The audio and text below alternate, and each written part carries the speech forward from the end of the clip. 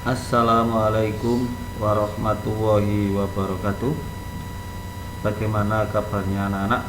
Saya harapkan pada pagi hari ini kita selalu dalam perlindungan Allah Subhanahu wa taala. Baik anak-anak, sebelum kita memulai pelajaran pada pagi hari ini, terlebih dahulu kita baca dengan membaca bacaan Bismillahirrahmanirrahim. Semoga pada pembelajaran kali ini kita bisa mengambil manfaatnya. Jangan lupa anak-anak untuk melakukan absensi di ruang pintar.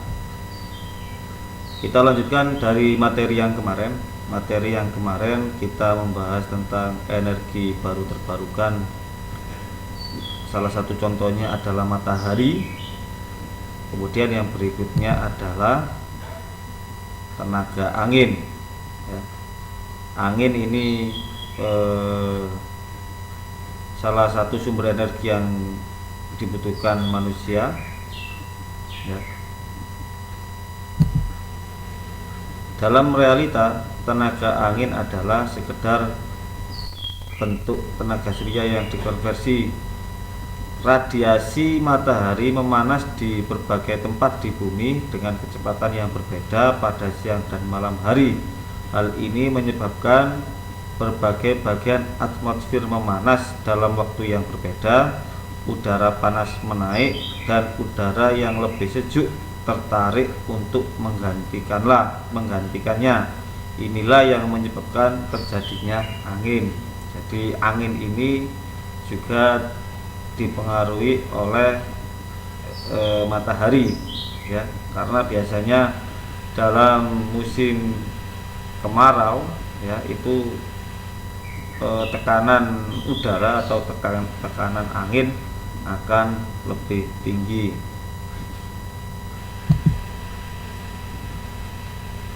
Kemudian pada gambar berikutnya ini adalah contoh-contoh dari beberapa tempat yang bagus untuk sirkulasi udara.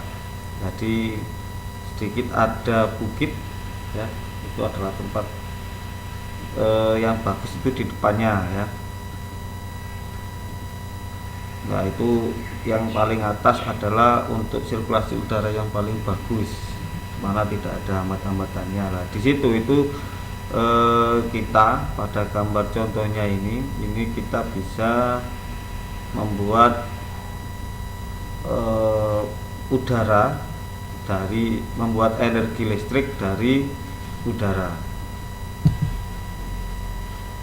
Ya, kemudian ini adalah alat namanya anemometer, adalah alat untuk mengukur kecepatan angin. Jadi kecepatan angin itu berapa kilometer per jam atau meter per detik, itu bisa diukur dengan anemometer. Nah, untuk contohnya adalah untuk pembangkitan energi listrik adalah seperti ini. Dari baling-baling udara kemudian dimasukkan ke inverter. Setelah dari inverter ini kemudian dimasukkan ke meteran listrik. Yang kelima dimasukkan pada jaringan listrik. Dan yang terakhir kemudian bisa didistribusikan ke rumah-rumah. Di rumah juga nanti ada meteran listrik. Nah, sistem pembangkit energi angin, ya, untuk skala rumah tangga ini bisa digunakan untuk pencahayaan TV, radio. Kemudian untuk skala pemukiman, untuk menyalakan kulkas, pokoknya alat-alat yang membutuhkan energi listrik. Nah, ini bisa disuplai dari sistem pembangkit energi angin. Nah, kalau energi angin yang ada di tempat kita itu masih dimanfaatkan untuk memompa air yang ada di dalam tanah. Contohnya adalah di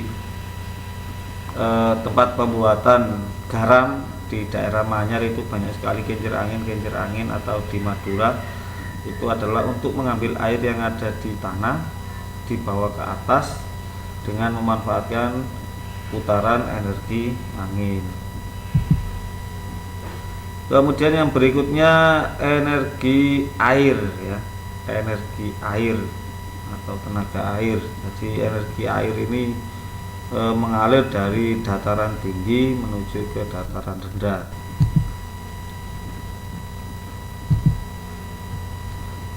Hidro berarti air, energi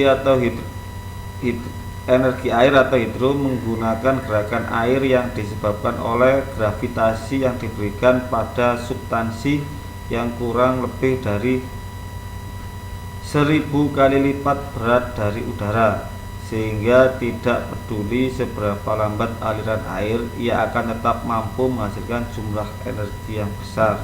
Jadi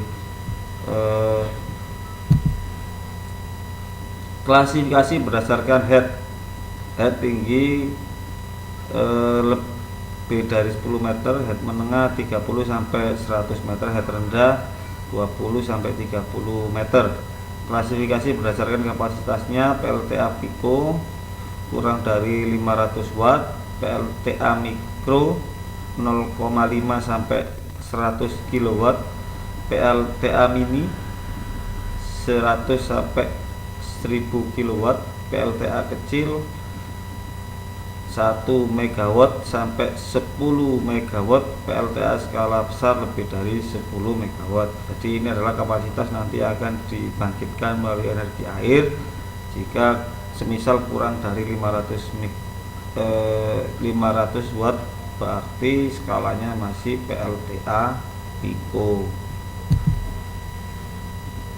Nah, ini adalah sistem pembangkit listrik Pico hidro. Jadi semisal di rumah Anda itu ada aliran air atau ada sungai ya, ini nanti bisa dirancang seperti ini.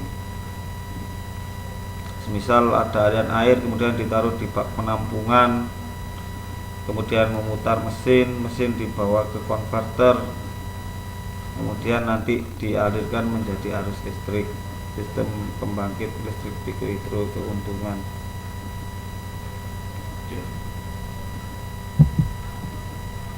Biogas yang berasal dari kotoran sapi atau manusia disalurkan pada bak penampungan dan melalui lubang pipa kotoran disalurkan ke digester atau pengolahan. Jadi pada gambar di samping ada seperti tabung berwarna biru, itu namanya digester, adalah untuk pengolahan tersebut. Kotoran dicampur dengan air, dimasukkan ke dalam tangki pencampur, diaduk hingga merata membentuk lumpur kotoran atau slurry sebelum masuk ke dalam digester untuk menghasilkan gas biogas dihasilkan dari proses fermentasi bahan-bahan organik oleh bakteri anaerob, yaitu bakteri yang dapat hidup dalam kondisi kedap udara. Biogas adalah gas yang mudah terbakar. Jadi dinamakan biogas itu karena pada proses berikutnya ada fermentasi yang dibantu oleh bakteri. Nah, bakteri tersebut adalah bakteri yang berjenis anaerob ya, yaitu bakteri yang dapat hidup dalam kondisi kedap udara. Artinya dalam dalam digester tersebut ada kotoran yang bercampur dengan lumpur. Nah, itu kemudian ada mikroba yang hidup tanpa kedap udara. Jadi di dalam warna biru tersebut adalah kedap udara. Kemudian yang berikutnya biomasa sebagai bahan organik yang berasal dari tumbuhan maupun hewan sebagai salah satu sumber energi yang dapat diperbarui. Sampah padat dari pemukiman atau diproduksi dari tumbuhan dapat dibakar untuk menghasilkan energi panas, di mana energi panas ini digunakan untuk tenaga uap dan listrik ya. Jadi yang diambil nanti tekanan panas atau uapnya dari tabung tersebut ya, nanti ada tekanannya akan memutar turbin sehingga bisa menghasilkan energi listrik. Yang berikutnya energi panas bumi. Energi panas bumi berasal dari inti bumi, dapat dimanfaatkan sebagai sumber energi pembangkit listrik. Panas yang dihasilkan berkesinambungan, oleh sebab itu energi ini dikatakan energi terbarukan. Penggunaan panas bumi selain untuk membangkitkan listrik, energi panas bumi juga dapat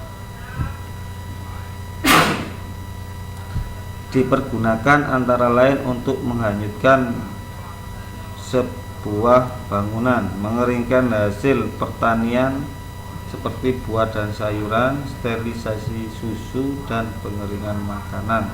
Jadi itu adalah yang terakhir, energi panas bumi. Yang berikutnya adalah tugasnya. A. Orientasi terkait dengan karya rekayasa yang menjadi target tugas. Karena ini kita belajar secara daring, maka bukan kelompok ya, individu. Penelitian awal melalui observasi. Kemudian yang kedua, gagasan atau ide. Yang keempat, mendesain proyek. Yang kelima, membuat model karya produk peralatan konversi energi. Dan yang terakhir, F, diaplikasikan secara umum. Artinya kalau nanti ada lembarannya, berarti lembarannya dimulai dari B, C, D, E, F. Jadi mulai yang pertama, penelitian awal melalui observasi dulu. Jadi sampean observasi kira-kira yang cocok untuk energi yang terbarukan di tempat Anda itu bagaimana. Kemudian setelah observasi maka muncullah gagasan atau idenya. Ya, nah idenya nanti seperti apa gagasannya supaya mungkin menghemat energi atau yang lainnya. Yang D, kemudian desainlah. Gagasan atau ide ini nanti bisa diawali dari keuntungan dan kerugiannya dulu, masuk pada mungkin analisis SWOT bisa. Kemudian yang D, mendesain produk. Jadi produknya nanti dibikin seperti apa. Jadi seperti jalur-jalurnya tadi, mulai dari pendapatan bahan bakunya, kemudian diolah yang bagaimana, dan diubah menjadi energi listrik bagaimana, apakah energi listrik saja lah, itu nanti silakan. Yang E, membuat model karya produk peralatan konversi energi.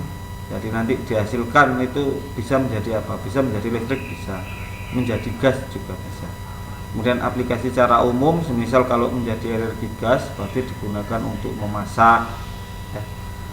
Kalau energi listrik berarti untuk menyalakan televisi, cas HP, atau yang lainnya. Nah, berarti ada sekitar 1, 2, 3, minimal ada 1, 2, 3, 4, 5 lembar ya. Berarti minimal ada 5 lembar. Dalam tugasnya nanti dibikin dalam bentuk PDF dan dikirim di KI 3 ya.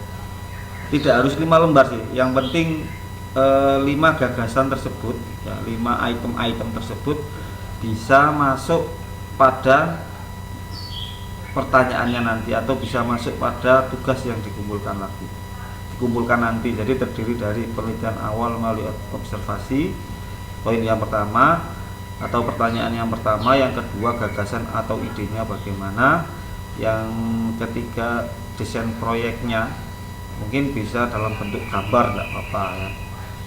Kemudian yang keempat, membuat model karya produknya, bisa berupa energi listrik atau energi gas atau yang lainnya. Dan yang kelima, aplikasi secara umumnya itu seperti apa. Nah itu nanti dalam bentuk tulisan PDF, kemudian dikumpulkan di KI 3 dengan nama pengembangan proyek energi terbarukan ya, pengembangan proyek energi terbarukan. Saya akhiri sampai di sini. Apabila nanti ada pertanyaan ya, bisa kita sharing di WA group. Saya akhiri sampai di sini. Assalamualaikum warahmatullahi wabarakatuh.